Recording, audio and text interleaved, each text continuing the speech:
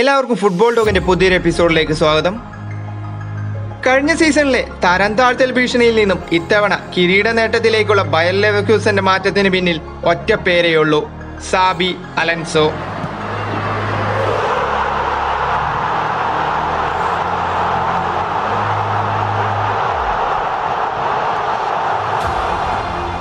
ലിവർപൂളിന്റെയും Real മാഡ്രിഡിന്റെയും German വമ്പന്മാരായ Bayern മ്യൂണിക്കിന്റെയും ഡിഫൻസീവ് മിഡ്ഫീൽഡ് ഭരിച്ചിരുന്ന കളിക്കാരനിൽ നിന്നും പരിശീലകനിലേക്കുള്ള അലൻസോയുടെ മാറ്റം ലെവർക്യൂസന്റെ കന്നി കിരീടത്തിലേക്കുള്ള വഴിയായിരുന്നു. 2011-12 ബൊറൂസിയ കിരീടം നേടിയതിനു ശേഷമുള്ള ബുണ്ടസ് ലീഗ് പിന്നീട് 11 വർഷം ബയൺ മ്യൂണിക്കിന്റെ സർവാധിപത്യമായിരുന്നു.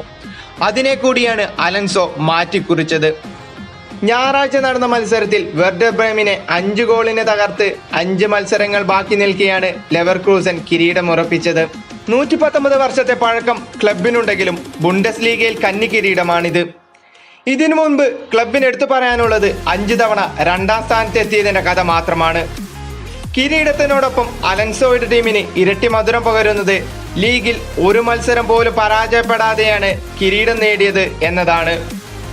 ഒരു സീസണിൽ തോൽവി അറിയാതെയുള്ള ഏറ്റവും കൂടുതൽ മത്സരങ്ങൾ എന്ന ബുണ്ടസ് ലീഗ റെക്കോർഡും ഇനി ലെവർകൂസന് സ്വന്തം. 29 മത്സരങ്ങൾ, 25 ജയം, 4 സമനില. 75 ഗോളുകൾ അടിച്ചപ്പോൾ വഴങ്ങിയത് 19 മാത്രം. ഇതിനെല്ലാം കാരണക്കാരൻ അവരുടെ സ്പാനിഷ് പരിശീലകൻ അലൻസോയും.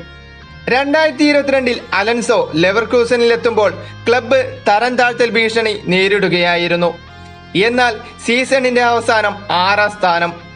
പതിയെ ഒരു മാറ്റമായിരുന്നില്ല ലെവർകൂസന്റെ ആവശ്യം. ടീമിനെ മൊത്തം അഴിച്ചുപണി അലൻസോയും ആവശ്യപ്പെട്ടതുമില്ല. Granit Xhaka, Alex Grimaldo, Victor Boniface, Jonas Hofmann എന്നിവരെ ടീമിലെത്തിച്ചു. 3-4-2-1 എന്ന ശൈലിയിൽ സാബിക്ക് കീഴിൽ ലെവർകൂസൻ കളിക്കാൻ തുടങ്ങി. ഉറച്ച പ്രതിരോധവും വേഗമേറിയ കൗണ്ടറും ലെവർകൂസനെ ശക്തിപ്പെടുത്തി. തന്റെ ശൈലിക്കൊത്ത കളിക്കാരെ ടീമിലെത്തിക്കാനും അത് നടപ്പാക്കാനും കഴിഞ്ഞിടത്ത് സാബിക്കും ലെവർകൂസനും വിജയിക്കാനായി.